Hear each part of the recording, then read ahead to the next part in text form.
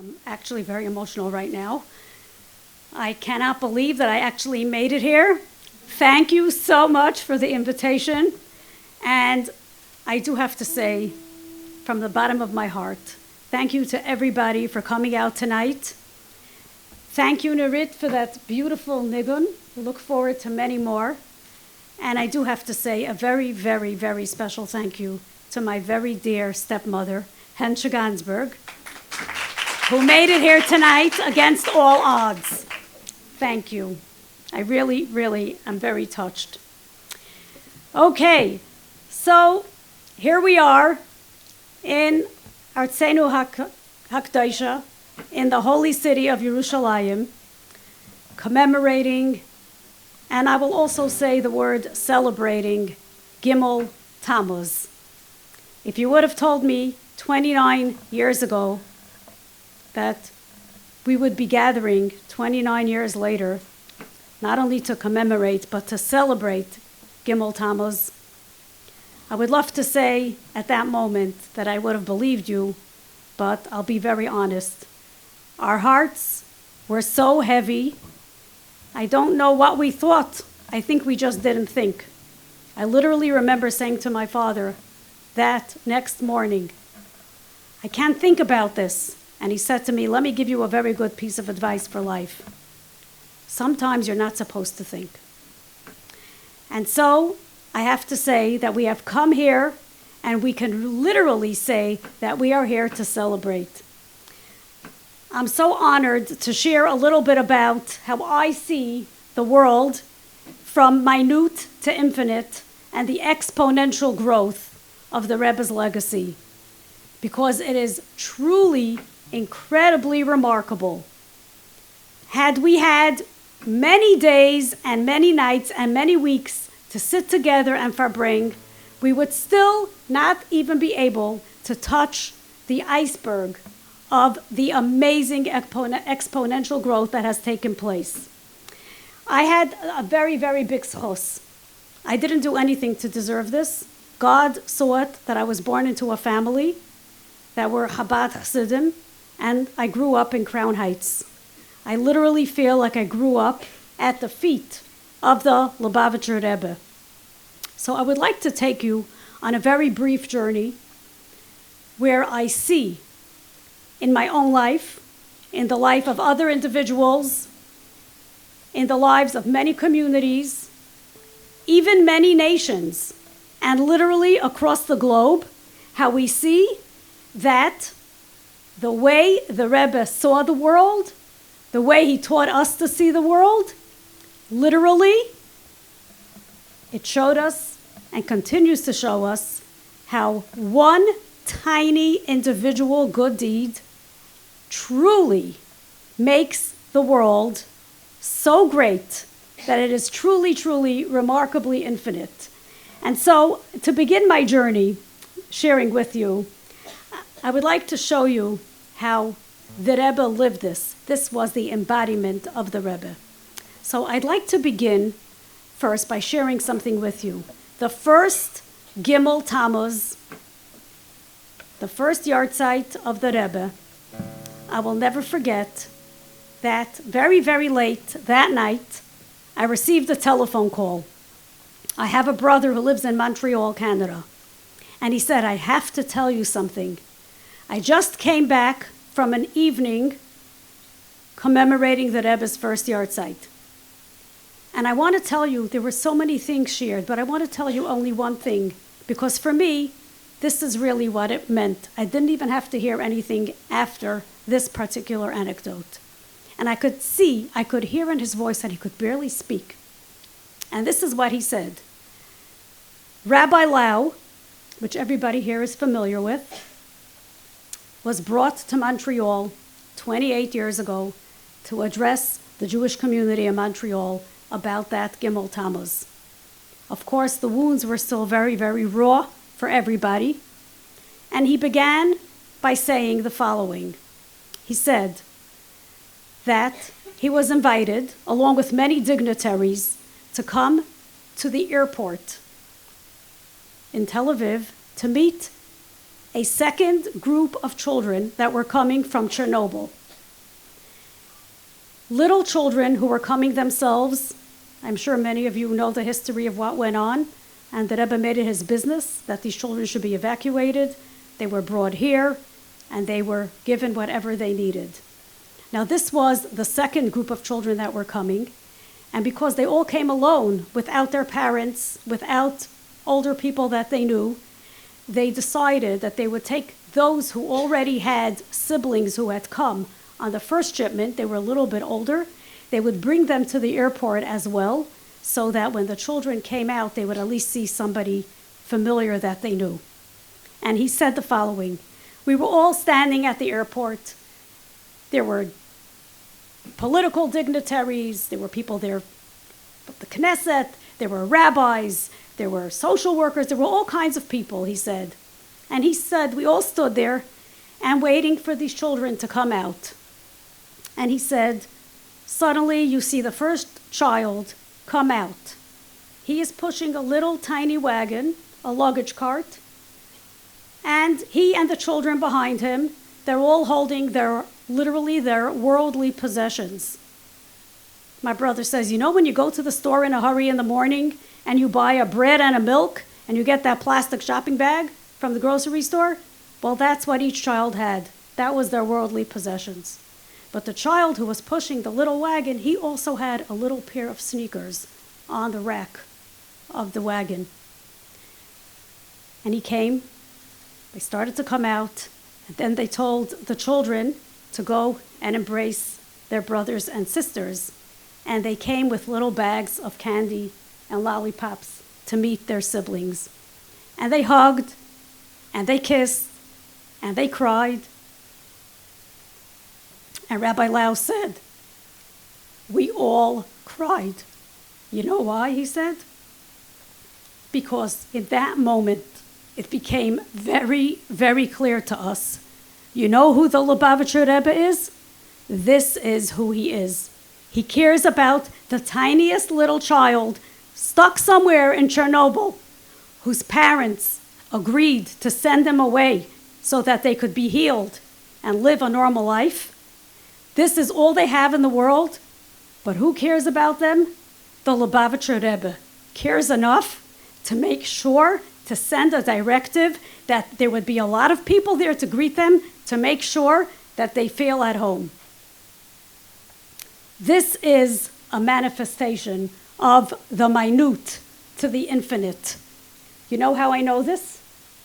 Because one of the little boys who brought a bag of lollipops and candy to greet his brother and his younger brother of 2 years younger than him, today they are young, married men with families, children, grandchildren, Shomrei Torah u'mitzvahs, living beautiful lives, paying forward these little tiny deeds.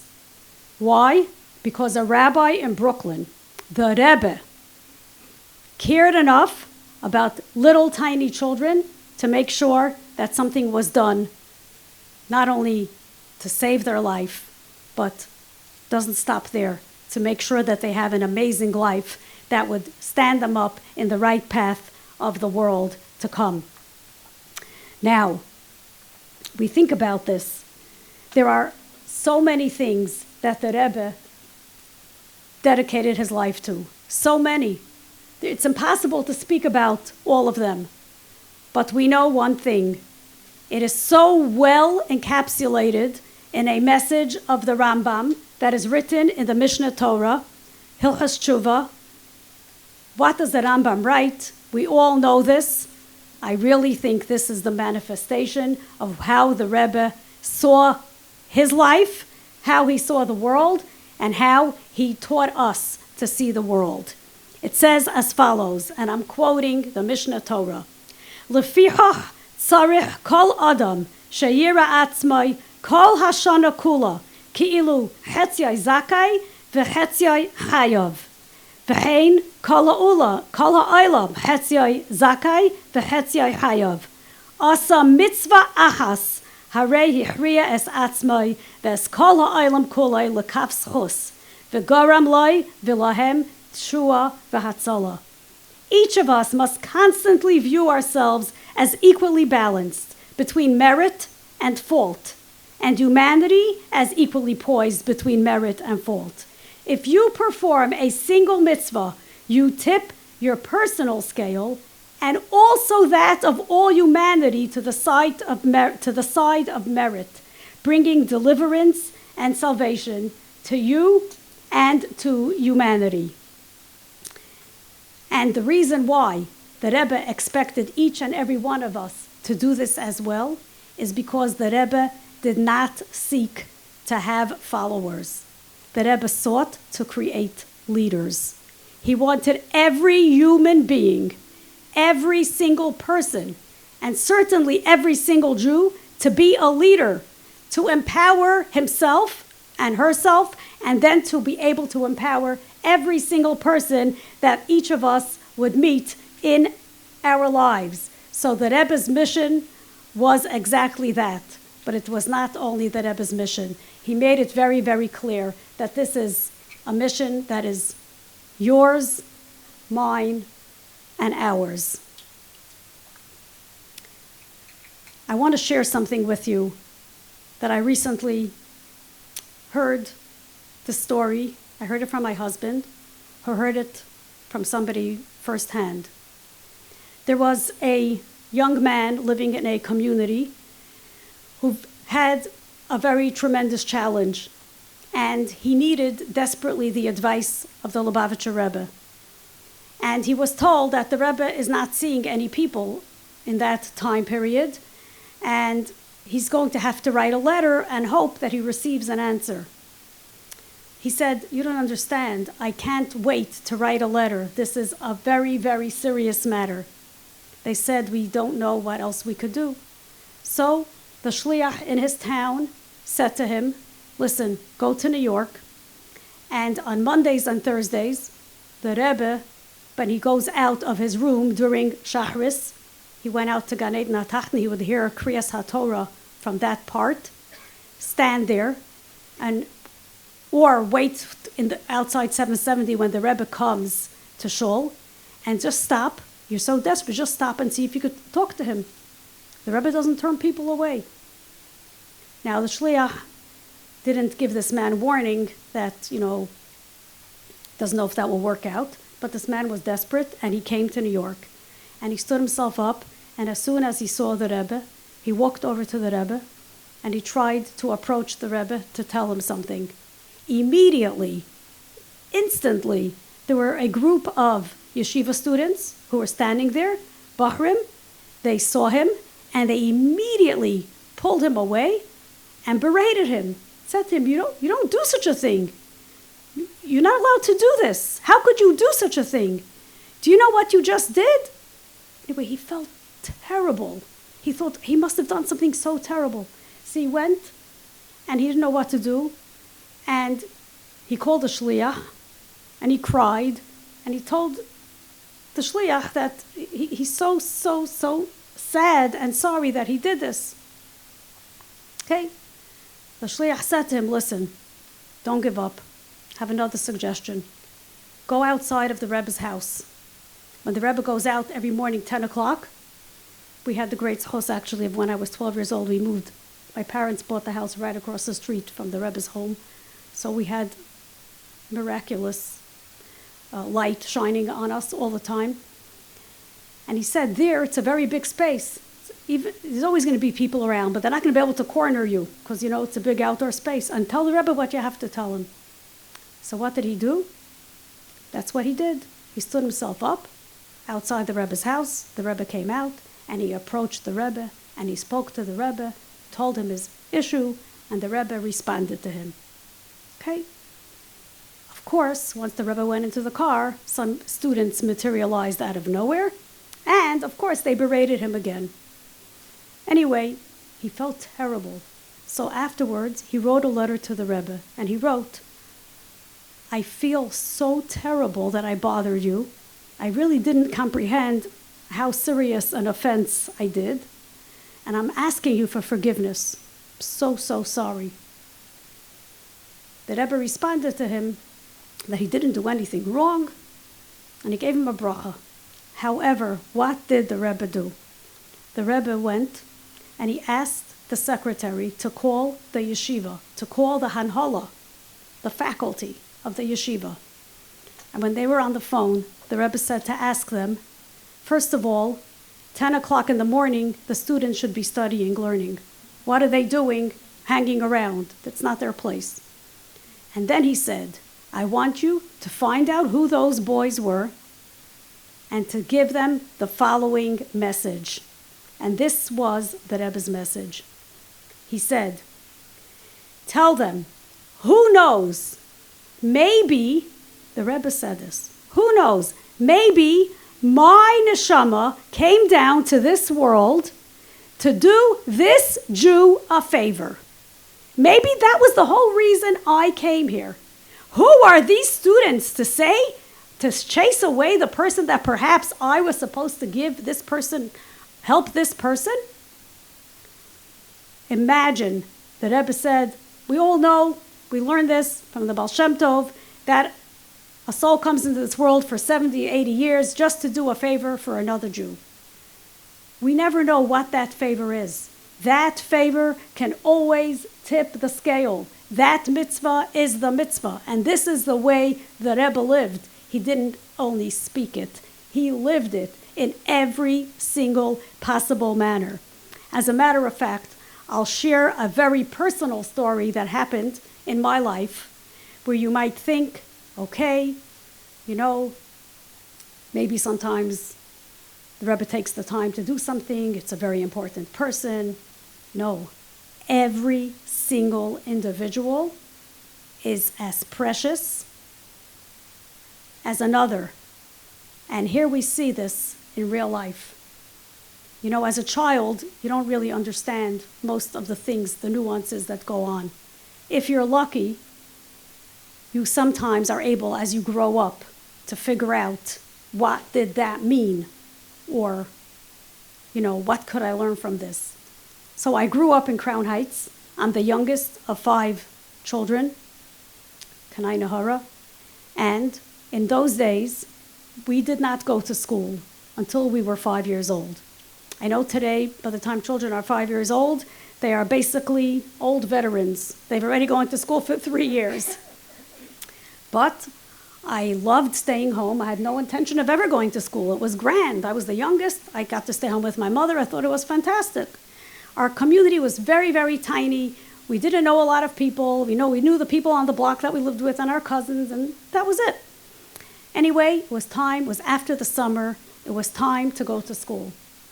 And of course, it was a very big, exciting event in the family that we all bought our school shoes and our backpacks and whatever we needed to go to school. And the night before, everybody made a big fuss that the baby in the family, Shaindy, is finally going to go to school, etc., etc.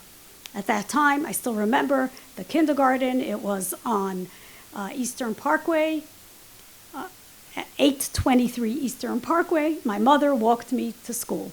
I came to school. I was a very, very shy child. And she introduced me to the teacher. Her name was Mora Devora. I still remember. And she said to me, this is your teacher, and she's going to take care of you. And at 3 o'clock or whatever the hour was, I'm going to come and pick you up and take you home. Okay, wonderful. I said goodbye to my mother. I still remember I had a lump in my throat because I never really was away from her. And, okay, to make a long story short, the teacher gave each of us a seat to sit at. Now, those were the very old-fashioned classrooms where we had these wooden desks, and the desk was attached to the seat in front of you and continued that way. So she gave me a seat, and she gave a little girl the seat right next to me. And we sat down, and she started to tell us, this is how we're going to do our day. First, we're going to give tzedakah, and we're going to daven, and then we're going to go outside, and we're going to play. And she gave us the whole rundown of the day. And, you know, I was very shy. I was trying to take it all in. And then she said, if anybody here brought a penny or a nickel or a dime or whatever, take it out. We're going to pass around the tzedakah box, and everybody put in their money. And she said, would anybody like to volunteer to walk around with a tzedakah box? And one child who was very social, she right away said, yes, she wants to. And the teacher called her and she took the charity box and she started walking around the room. And I still remember the song that we sang when we gave our money in the pushka. And okay, she finished. She took the charity box back up to the teacher. She gave it to the teacher. The teacher stood up for a split second to put the tzedakah box onto the shelf that was behind her. And in that instant that this teacher stood up and turned around for a moment, this little girl who was my benchmate pinched me really, really hard. Now, I had no idea what I did wrong, so I didn't say anything. And needless to say, the day went on, and every time the teacher turned around for a second, this kid would either hit me or kick me or pinch me. And I kept thinking to myself, what's wrong with me that I'm getting battered? And in my little girl's mind, I thought to myself, you know what? The teacher said we're going to go play outside. So when we go outside and nobody sees, I'm going to run up to the teacher and I'm going to tell her that this little girl who's sitting next to me is hurting me and she'll take care of it. That's what I thought, at least. So I was waiting for that time to happen. But in the next short while, I made a terrible, terrible discovery for a 5-year-old. I realized that this little girl who was sitting next to me was the teacher's daughter. Because she couldn't control herself from calling, instead of saying Mora, she was saying Mommy. And I got this terrible pit in my stomach, and I thought, okay, I don't know why, but in my 5-year-old mind, I thought, I cannot tell the teacher that her own daughter is hurting me. So I didn't say anything. I survived the day. My mother came to pick me up. She asked me how everything was. I don't know till today. Maybe I have a seed of a pathological liar in me. I hope I don't. But I said, everything is